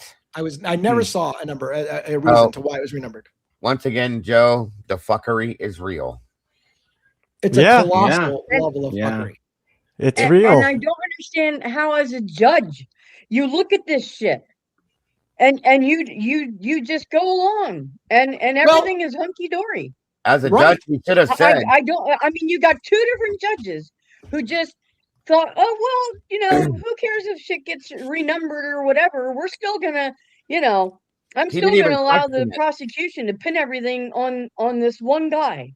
I have to bring something up because I'm never going to stop alluding to this stuff.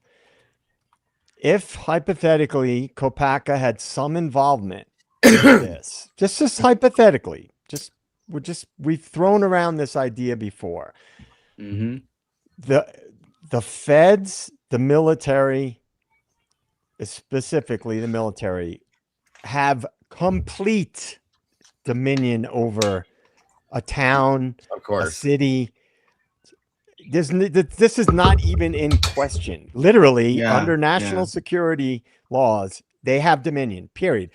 For people who don't know, the CIA can literally walk into a police station where they have a murderer, a murder suspect, and literally walk out with them released. Yeah, literally.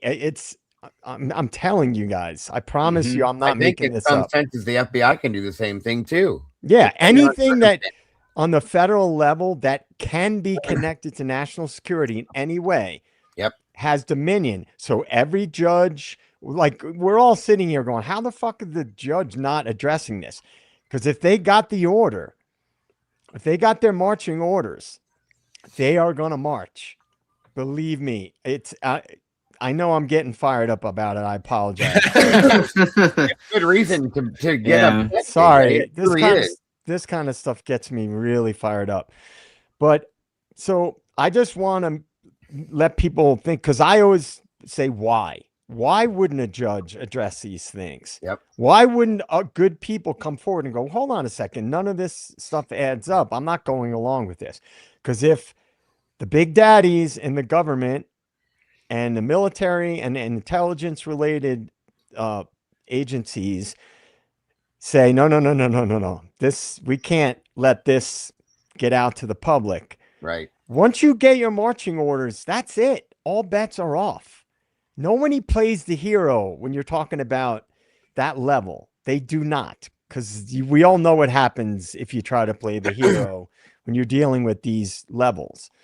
And so whether it be the military, whether it be intelligence related, or the university, which is, we're talking about billions of dollars if you connect it to the banking industry. I know I sound like a broken record, but this can't be overlooked, because who else would have the resources and the power to make a case, the real details of a case, completely get washed over and whitewashed? There's only a few things that could accomplish that. Right. So JJ, I have to say, it sounds like you ordered the code red. Goddamn right, I ordered the code red. Yeah.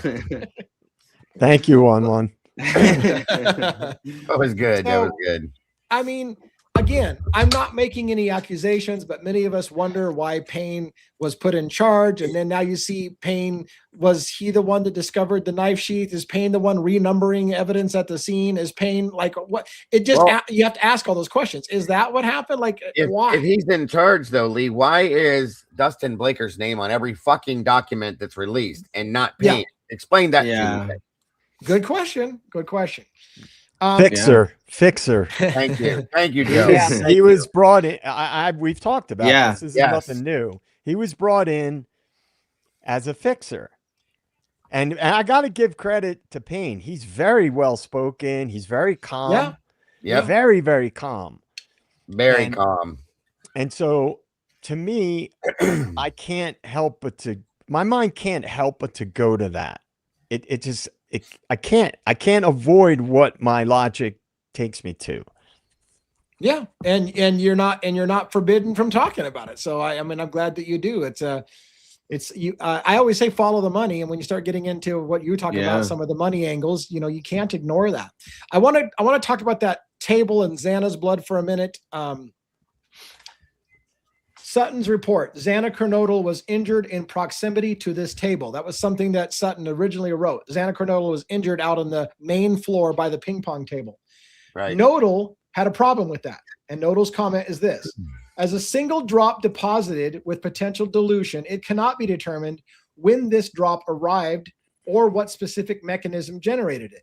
The Sutton report incorrectly reported that stain F, which is that swipe across the edge of the table, revealed the DNA of Xana Kernodle. However, no record of this stain having been tested for source DNA was located in the provided data. So again, Sutton wrote that's Xana's blood and never tested it. There's no evidence they ever tested that blood. No additional or accompanying bloodstain patterns or transfers from Kernodle are demonstrated in this area. So there's no data to suggest that Kernodle was injured or near this table. So the defense is saying, look, Xana wasn't out in the living room. There's nothing to suggest that other than you saying this smear of blood is Xana's blood, which you didn't even test for Xana's blood. So here's her response. Sutton: the incorrect DNA profile originally attributed to stain F has been corrected in this body of the amended report. The conclusion stating that the finding of Kernodle's blood on the table in the living room was the basis for my conclusion that she had suffered an injury at or near the table. My original reporting of DNA from stain F as being blood from Xana Kernodle was the result of my mistaken belief that the description of a stain as being collected on the second floor study table was an alternative description of what I referred to as the beer pong table in the living room. This error has been corrected, and the conclusion drawn as a result of this error has been deleted. So she was told Xana's blood was on a table. She assumed it was the ping pong table. So she wrote, I discovered that Xana's blood was on the ping pong table. And then they caught her on it, and she's like, oh, my mistake. I just assumed when you said her blood was on a table, it was on the ping pong table. So I've deleted that comment. Can I ask a question? Yeah. Does anybody believe that these people that are professionals at what they fucking do are literally this fucking incompetent, this much and this often? Man, all together. They're all together in the same group of people too, you guys. They have no business being there and doing that job. If they can't do it any better than that, that they're just going to take somebody else's word that stain belongs to. How do you know that without testing? I mean, sorry, but if this is the level of incompetence, then they have no business being in that job. Bingo. But the thing I'm trying to that I'm really struggling with, Robin, is that it's not just one, it's not just two. No. It's a good handfuls of these people all working together with this much incompetency, and I can't process that, you guys. None of these people should be doing this for. I could probably get my grandkids together to have them do a better job than these fucking idiots have done. Excuse my language, but it's ridiculous at this point how much bullshit and fuckery there is. How dare you guys question the official narrative? I know. And I'm offended. We're idiots I can't don't know how to read. You guys are questioning the official narrative. Well, sorry, that's just how we are. I'm sorry, and I apologize for reacting this way, but hearing this stuff, just like Joe, you apologized earlier. You probably shouldn't, because I shouldn't be doing it either. But we should be angry about stuff like this, okay? Truly, we should be angry. I mean, it can't be just swept under the rug and say, well, they made a mistake. It's okay. Don't do it next time, guys. Okay? I think that's just it happened too much. Fuckery makes me so angry, man. It just right, especially douchebag fuckery. Yeah, right. That's the worst kind of fuckery. That's the one thing that there's only two things on stream that'll really get me fired up. One is when we're obviously looking at fuckery, and the other is people trying to silence people. Right, for pointing it out. Right? Yeah. Right. All right, I agree. And by the way, I was sitting there going, wait a minute, are we getting flagged because of the number of times we say the word effery? You know what? Doesn't matter. We're going to do it anyways. You know why you're getting flagged, DA. I know I'm getting flagged. All right, look, I want to point out again, just so you can see it, some of that fight that happens in the document, if you will, about the maybe samples were diluted because the saliva and mucus of the victim itself diluted it. I want to cover that. Sutton report originally wrote, the appearance of stains indicated by the yellow oval in picture 4562 is consistent with diluted blood. Diluted blood is created when blood is mixed with another liquid. The mouth and nose injuries of Xana Kernodle, as noted in the autopsy report, are potential sources of diluted blood. Now, here's the kicker. She did say it's potential sources, but here comes the defense's expert. Nodal said, as occurred with the stains on the third floor, this stain was also diluted through the collection process after it had been documented by Detective Talbot. The original deposit was not diluted and therefore does not fit with a source from any mouth or nose injury to Kernodle. The dilution of this stain is an artificial remnant of sampling. The detective is the one that diluted it, and there is no dilution from the mouth or nose. So her argument is it may have been diluted from the mouth or nose, and he's like, it wasn't diluted at all. When I looked at it, it wasn't diluted at all. It only became diluted when the police came in and diluted the sample. So her response to that is this. Regarding the alteration of the stain, as occurred with the other stain on the third floor, my description of this stain was based on its appearance in an image that she was given. Mr. Nodal, the defense expert, had the advantage of seeing the stain in situ. So he saw it as it was, not as she saw it, which is photographed after they had fucked with it. Mm-hmm.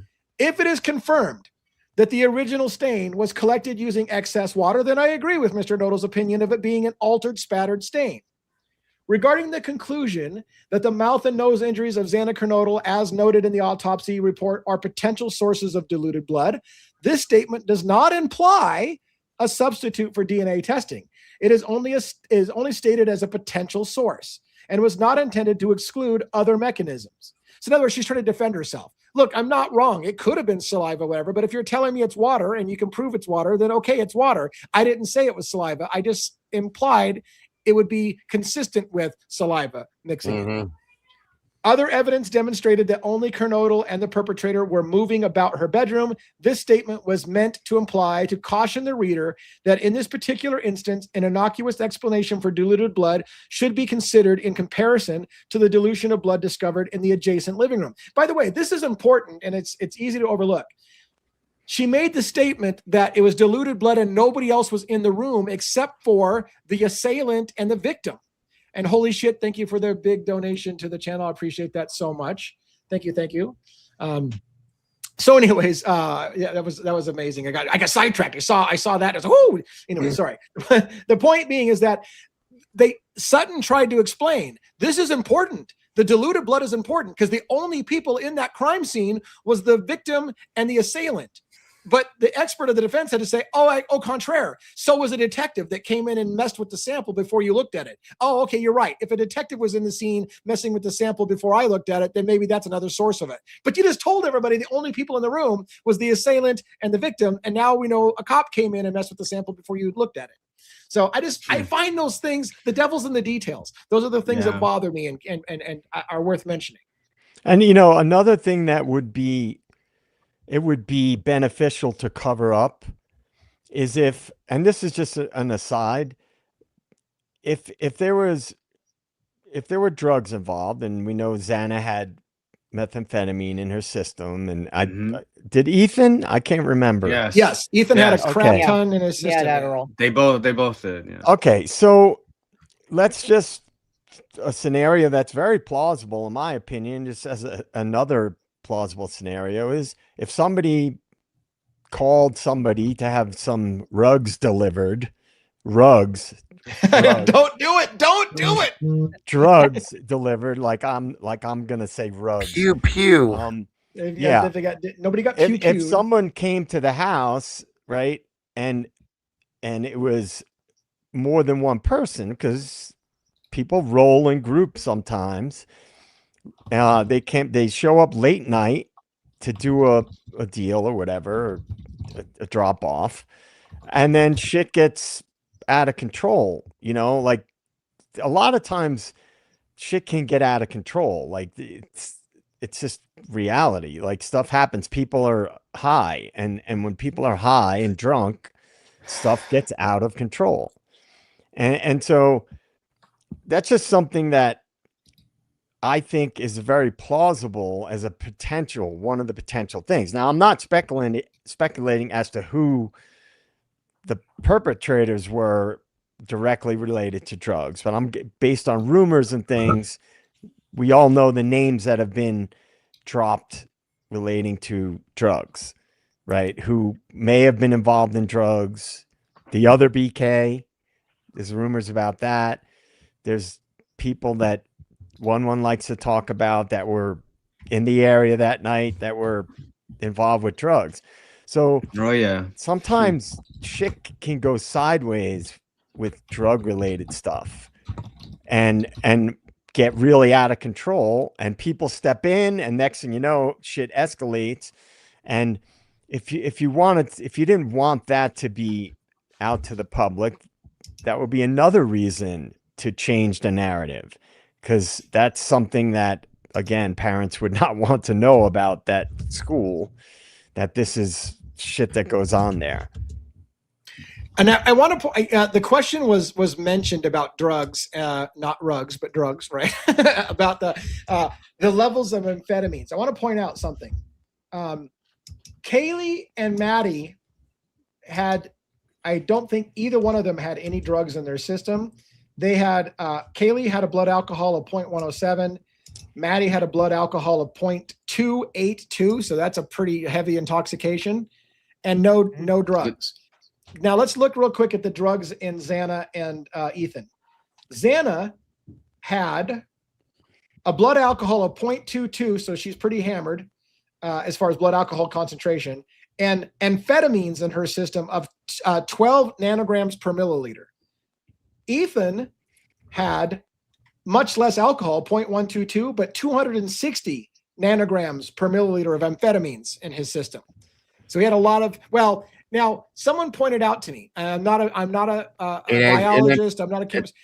It's true. The more that is in, as far as amphetamine goes, the less is in, the lesser it is. The more that it shows on the number, the lesser it is. Yeah, that's what I'm saying. Like the science, Right. So the numbers, and also I understand it does with blood pooling and stuff like that too. So when blood pools, it changes the numbers in your concentration. Yeah. So there's a lot of factors to be taken in. All I would say to rather than the levels is to say that, look, Kaylee and Xana didn't have amphetamines tested in their system. Xana and Ethan had amphetamines tested in their system. Yes. But I have a big issue though with Xana, with the blood alcohol level. So yeah, not to say, I mean, I've been in contact with plenty of people intoxicated. So has Dago. I'm sure he has numerous. But I just wanted to read something real quick. So because it's important. 0.282 blood alcohol level indicates severe intoxication bordering on alcohol poisoning with extreme impairment of mental, physical, sensory functions, high risk of losing consciousness, memory, blackouts, vomiting, emotional numbness, and a significant danger of fatal respiratory depression or coma requiring immediate medical attention. When it comes to physical, so this is the problem I have at 0.282, severe motor impairment, staggering, difficulty, speaking or standing, nausea, vomiting, impaired pain sensation, potential loss of bladder control. I don't see someone how at that level is fighting. I do want to really quickly make sure people realize that we're not idiots. So I want to state this. Keep in mind, I am well aware amphetamines can be in cough syrup. Amphetamines doesn't mean they were drug users. We understand that. Amphetamines, there are amphetamines in, like I said, cough syrup to make you feel better, because amphetamines is kind of a feel good kind of thing. It doesn't necessarily mean drugs. So for those who like, I just can almost hear it now in my head. DA, you're a fucking idiot. They could have been having a cold and could have had cough syrup, and that's why they have amphetamines in their system. Well, you're right. No, they had Adderall. Stop. They did. We have to be realistic. There is, when I talk about drugs and things like that, I've been around that stuff because of the things that I've done in my life. I played in bands for years. I worked in bars in New York City. I don't pass judgment about it. I'm the one from day one Yeah. who's been saying, whoop-de-doo, kids do Right. drugs. Exactly. Like, Yeah. big deal. Like, that's It's college, for Christ's sakes. They're Yeah. supposed to. there's no Right. judgment at all. Yeah. Right. But I also right. know that shit can get squirrely when people are drunk and doing drugs. So Right. when I bring it up, that's why I bring it up. Not because I'm like, grab my Right. pearls, you know? Right. No, yeah, exactly. And that's kind of my point. Like, we're aware, one, there's more than one way to get at amphetamines. Also, but yeah, they tested fentanyl, or they tested amphetamines in a blue powder form in a plastic baggie that was on Ethan. So that. So there's, I mean, that drugs, quote unquote, it's not a drug shaming thing. Again, it's not a drug shaming thing. That's the bottom line. I'd like what Dago, what is your opinion on that with the .282? They should have probably been dead. No, I'm just saying, like, I don't see how she could have been fighting. Oh, yeah. Yeah, I mean, you're talking about extreme. Well, I'm gonna say this, okay? I said the same thing when I saw it.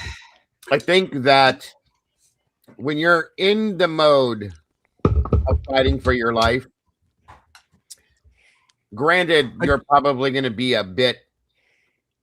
She was definitely more than likely a bit off because she was drinking. But when somebody starts to come at you with a knife and attack you, adrenaline can override some of the adrenaline. Thank you, Lee. Yeah, the adrenaline is going to start flowing, which will, in a sense, somewhat probably sober you up a bit.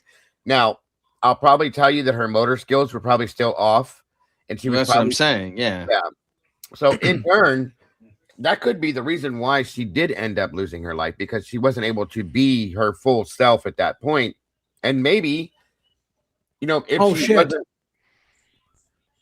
I'm sorry.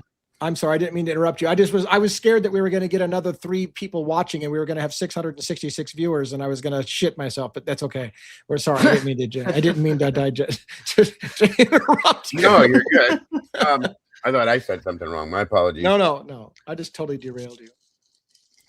It's okay. But like I said, I'm sure that her motor skills were off. I'm sure that she was not at her best. Now, if she hadn't been drinking, hadn't had that much alcohol in her system, maybe she would have been able to defend herself more. But I do agree with you, though, that it's just very high, very high. I mean, that's what I'm saying. That would have, in a lot of senses, depending on the weight of the person, thrown them into alcohol poisoning, possibly thrown them into a coma, per se. That's a pretty high level. Yeah. And I even wondered at that extent, did she actually drink that much, or was she forced to drink that much? Right. That's a problem I've had when I saw that number right away. I knew they were drinking that night. Right. But then take that amount of alcohol that they purposely wanted to ingest, and it makes me wonder, did these people sit them down, threaten them, and force feed them alcohol to prove a point, to be part of their thing, and then boom. You know what I mean? And I also want to address this person that, by the way, thank you again for the donation to the channel and talking about JJ and why the house was torn down. I do want to make a point about it real quick. I also think I still think part of the reason why the house was demolished was because they were afraid an alternative suspect was going to come forward and they were going to go back and retest that house for something that got missed, a nook or a cranny or whatever. And tearing the house down was the only way to make sure no other DNA ever got discovered in that house. So they didn't want anybody coming out there and going, wait a minute, did you test for so-and-so's blood? Oh, I guess we'll go back and look. No, there's no chance to go back and look because they tore the whole fucking house down. So, it is. And I wanted to add something that's come up a lot in this case. And people may not want to hear it, but it's dealing with factual reality. Even a tough athletic woman, I'm playing devil's advocates with ourselves. People I don't think Brian Koberger could do that to, whatever, they'd kick his ass. That may be true because he doesn't appear like an athletic guy.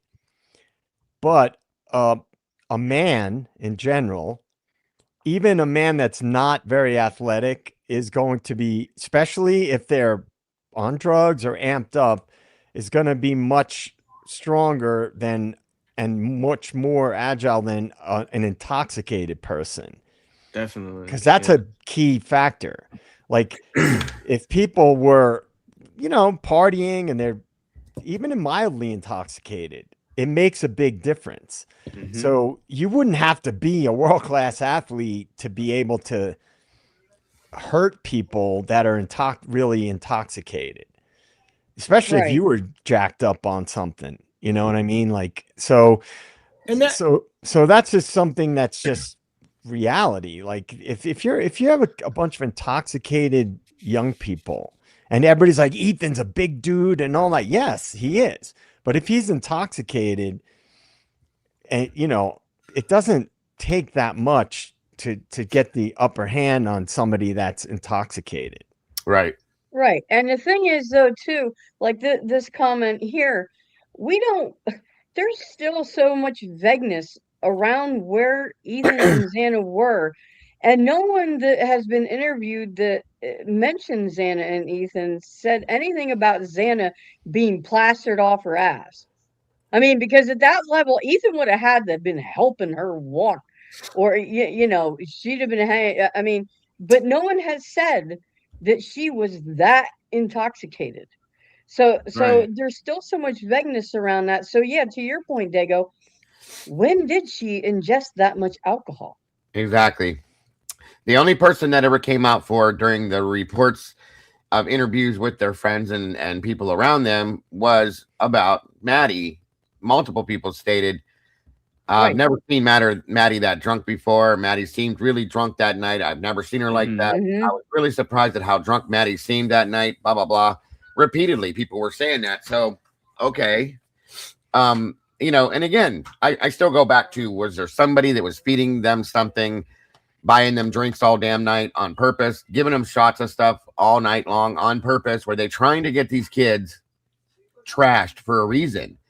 And was it, I'm not saying that it was this plan, guys, but at the same time I am. Yeah, it could be. It definitely could be. People were following them around all night, watching them, and if they were at the bar, here, have another shot. Here's another shot. Here's another shot. Right. And you get them smacked, and then you follow them home, and they're not going to be able to defend themselves as well. And boom. Okay. Right. But according to Mabba, it wasn't important, these types of tests. They were not important to the case. He's also the same. Shit my ass. Yes, exactly. Yeah. Well, you don't even have to interview him. You don't even have to interview these people. She's also the same woman that lied about the time she went into the house, okay? And said she went in at 5 o'clock, and the woman didn't even get to the inside the house till way past 8:30, 9 o'clock that night. Okay. One thing about alcohol and stuff. First of all, Kaylee, I suspect, weighed more than Maddie. A little bit, yeah. Okay, so they could have drank the same amount, and then Maddie would have had a much higher BAC. Yes. Another thing too is people that party a lot. You guys, I know you guys know tolerance. This, yes, they have a higher tolerance. They could have a higher blood alcohol content, and they could be wasted. True. But not be on death's door if they're used to drinking a lot. That's such a crazy level. I was that guy. Yeah. I was that guy. No, I agree. It's a really crazy level. Yeah. From Maddie. Yeah, especially for someone Xana's size. She weighed what, maybe 120 pounds? Yeah. Right. It's a crazy level. Crazy level. But I see in the chat people are saying if she was also if it was Adderall and whatever, that can change the effects of it too. So also, it definitely is true. If you do this every weekend, your body gets used to that after a while. Right. And to be fair, is why we're talking about it. To be fair, I don't think we are basing our opinion about what could or couldn't have happened that night based on subjective ideas about who or who can't hold their liquor or their alcohol or whatever. Like that's not what we're trying to do. Like I don't want to feel like I don't want people to get the mistaken idea that we're trying to say it couldn't have happened the way it did because they were too hammered or not hammered or not for whatever. That's not even part of the whole. We're just breaking down all the angles and the options that are involved with this whole story, guys. That's what we do all the time. So Yeah, and I only mentioned that about Maddie and Kaylee simply because they could have literally drank the exact same amount, and then their blood alcohol levels would be different. Right, So, right. I mean, it has to do with your own body size and composition and blood in the system and all that stuff because it's a function of all of that. So, yeah. Agreed. Well, shit, another night. We're all talking about Idaho 4 and the colossal fuckery that is going on in the case. At least it feels like it. It still feels like it. And again, there's a part of me that's like, okay, well, if the families would come out and just talk about what they know, kind of these, and let me back that up. Let me word it this way. I've said this before and I'll say this again. If it was just an incel that killed 4 people in a random act of violence kind of thing or whatever, then there is no reason for not just showing us your work. When I was in school, I couldn't just give a teacher my answer. I had to show my work. Why? Because they don't know how you got to that conclusion. Just saying, hey, it's Brian Koberger, trust us, we don't have to show our work. Show the fucking work. If it is what you say it is, there's no harm in showing everybody at this point. It's ridiculous. Nope. It's ridiculous. Perfect example. Yeah. Perfect example, Lee. Elliot Rogers. Elliot Rogers was 1,001% an incel.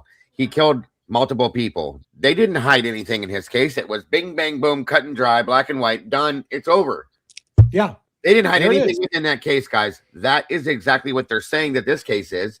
They've even attributed it to the same thing. Right. Why are they hiding everything with this, but they didn't with that? Same shit. And another thing, the incel theory, in my opinion, is null and void because there's a few reasons, but the big reason is in most of those cases, they kill themselves. Yeah, a lot of them do. Yeah. Murder, suicide. Mm-hmm. So, and in fact, with many mass shooters, and that does happen. But also it's like, there's no evidence. There's no actual evidence that he was an actual incel. Right. No. I mean, No. In fact, evidence kept getting presented that was opposite. He had girls that liked him. He went on dates. Right. He went on dates. He approached girls at a party and got their phone numbers. That's not indicative of an incel. No. And Willie proved Casey Arnst was his girlfriend basically for all purposes. They were always together throughout high school, after high school, during they were friends. They were boyfriend, girlfriend, blah, blah, blah, blah, blah. We proved that already. Like you just said, Joe, the 2 girls at the pool party, the dude had enough balls to sit down between the 2 of them, knowing one was in a relationship and still keep going. That's not an incel. Okay. Yeah. Not even close. Okay. And so that's ridiculous. That shit pisses me off so bad. Yeah. And it dawned on me, like, sometimes we forget, like, not everybody even knows what the term incel means. It's kind of a common, modern coinage of involuntarily celibate. It's basically saying you're such a loser that you can't get laid, so you're involuntarily celibate. And then the idea is that because you can't get laid, you get angry and hate all people that because they don't find you attractive, and therefore you have to kill somebody because but that's the term incel, is the idea, involuntary celibate. So for those who, I know that it's kind of common, but some people in the chat were trying to figure out what it actually meant, and it dawns on me, not everybody knows what all these terms mean. But like I said, I see, Amanda, you're mentioning Dexter. Yeah, we could use Dexter here, a blood specialist. I missed the early seasons of Dexter, but anyways, I miss Dexter. Period. I love that show. Yeah. Well, I think I'm kind of spent. I'd like to take a break. I've been looking at crime scene photos and reading morbid descriptions of the deaths and analyzing what that means and about the fuckery of changing numbers of evidence and stuff like that. I'm kind of burnt myself, so I'm gonna try to encourage us all to call it an evening and move on to something different, to take a break. As my normal thing would be, first of all, I want to thank all of the gifters. We had gifters in the house tonight gifting money to the show and helping out. We seem to be getting quite a bit of new people on board who are enjoying what we're doing. We get lots of praise about the channel and things like this. And so thank you so much for all the new people that are new to our show. We do talk about things, by the way. I swear we do talk about cases other than Idaho 4. But it's, this is the result of something being gagged for 3 years, and they keep dumping a massive amount of stuff on the public. And we have to now look at it for the first time. That's what's making this case stay around so long is we're getting to look at the evidence for the first time after 3 years. I honestly think, though, Lee, that everybody's here because we talk about Idaho 4. That's true. That's true. It is. Truly. I mean, Yeah. that's at least my opinion. Yeah. I mean, if All right, people so are still believing the official narrative now, guys, I don't know what to tell you, man. I mean, it's like, it's okay to admit you were wrong. It's okay. Like, people get invested in something and whatever, that's fine. But when you have to be open to changing your mind. Yep. I had this comment, and I'm glad that I don't remember the user's name. I had this comment today. DA, I like your show, and you give me a lot of things to think about, but I can't get over the fact that the guy pled guilty. You just don't plead guilty to something you didn't do. So I don't know how to get around that. And I'm like, it happens every day. Right. It happens every day. Yeah. Why don't people not understand that? Somebody please explain that to me somehow. Like, unless you just don't understand it, like you don't understand the law. It happens. There you go. People like neatly packaged things. Yep. There's a lot of people, and we are not we are collectively not that type of person. Right. And so I understand it. There's actual psychological theories that explain it. Some people like things neatly packaged because it's scary to people to accept some of the, crazy ebbs and flows, the way things work, because it's threatening. And I'm not insulting anybody. I'm not saying this to insult anybody. Go look at the statistics, people. For those of you that believe that I can't get past he pled guilty, that just doesn't happen, go look at the nationwide statistics on how often that happens as compared to people pleading guilty to something they actually did. They're way higher, folks. I swear to God they are. Go look at it. Yeah, most people deny that they did things to their grave, even if they did do it, much less in comparison to the opposite, which they're confessing to stuff they didn't do. But yeah, it's insane. I'm sorry, but that blows my mind that you guys, especially people that are in the true crime genre, that follow these communities, that go to these channels that cover all the cases we've all covered, folks. You got to know things about crime to be in the true crime communities. I'm just saying, at least little things like that,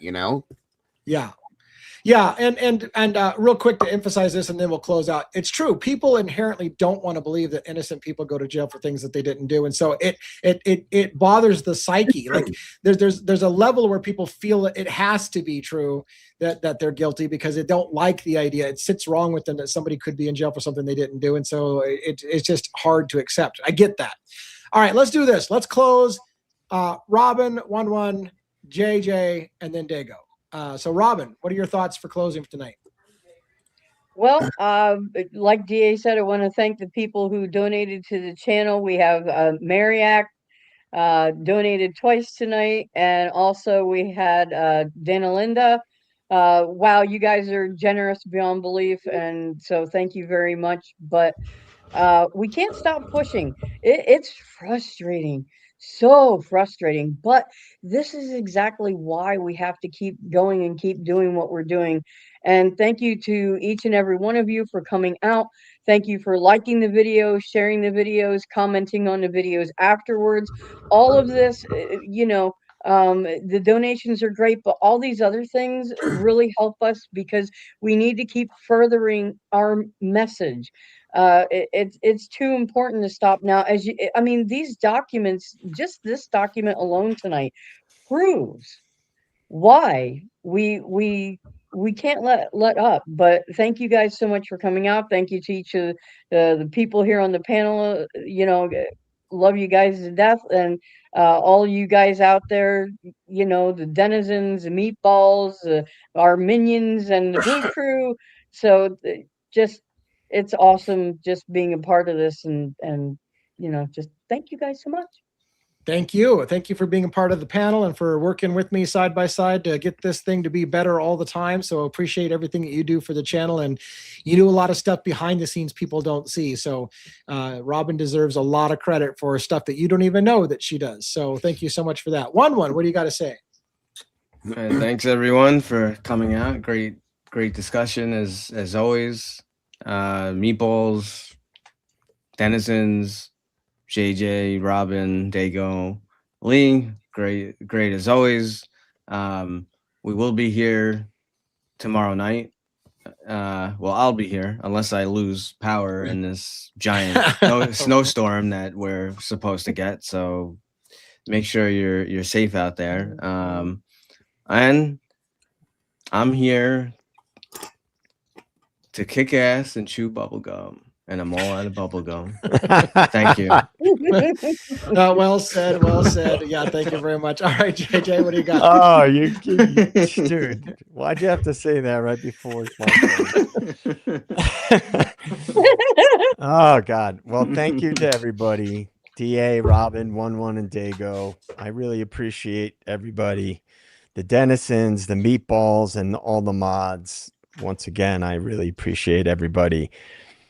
I just feel like we're doing the right thing, man. You know, you can't worry about being the bad guy when you're speaking what you truly believe.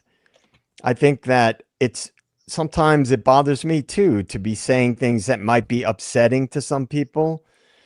But to me, I think it's more important to be at least sincerely seeking for the truth. Like, I don't give a shit about being popular. I don't care about people agreeing with me. I believe that you really have to, if you're really being sincere about what you believe, then it can't be wrong. You can be proven wrong and you have to be able to accept it. But I think you have to still seek the truth, even if it may be unpopular to do it. So thanks again to everybody. I appreciate it. And we'll be back tomorrow. Yeah. Talking about the Kurt Tomorrow Cobain is case. Kurt Cobain. And I have awesome. I pulled out my Kurt Cobain journal book that I have. Oh, nice. Yeah. So there's some interesting stuff in there we might want to touch on tomorrow as well. Very cool. Very cool. All right, Dago, you get to say, well, next to last words. I say the last words, I guess, but you get to say next to last words. What do you got? I just want to thank everybody for having me here, for welcoming me, even the people that don't acknowledge me. I appreciate you very much, all of you. I think it was another amazing conversation. As always, I look forward to this every day. This is the highlight of my day, to be able to sit and have these awesome discussions with you guys. They truly do round out my day. Even though I don't sleep, they do help me not sleep as much. I love that. Very, very much so. And I love the comments. You guys are just truly amazing, and I appreciate every single one of you. I no longer, if you haven't noticed, separate the communities, because in my opinion, it's one big family now. I'm very happy with this. And don't forget, folks, tomorrow to tune in for another episode of what really happened with Kurt Cobain. I'm looking forward to that as well. And have a wonderful rest of your night, folks. Be careful, be safe, stay warm, and God bless. All right, everybody. And when I said thanks to all the panelists, we have a bunch of unsung heroes on both sides, in Dago's community and my community, that do so much for both of our channels and the combined effort. We can't even honestly list all the names, but there are many unsung heroes that are doing shit behind the scenes as well. So thank you all to the community that supports this, the donations like the one that came in just now. All of those things help keep the wheels turning and keep my wife off my ass to say, you need to go get a real job. So that's always a good thing. Again, we're not getting rich. I'll tell you that. Nobody's getting rich on either one of our channels, but it does at least give a little bit less pressure of you need to go get a real job kind of conversation. So I appreciate that very, very much.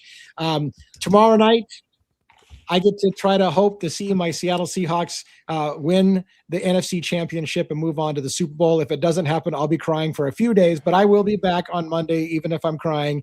We'll do that. But the point being is that go Seahawks. Anyone out there in the NFL land, good luck to your team, unless it's the Rams.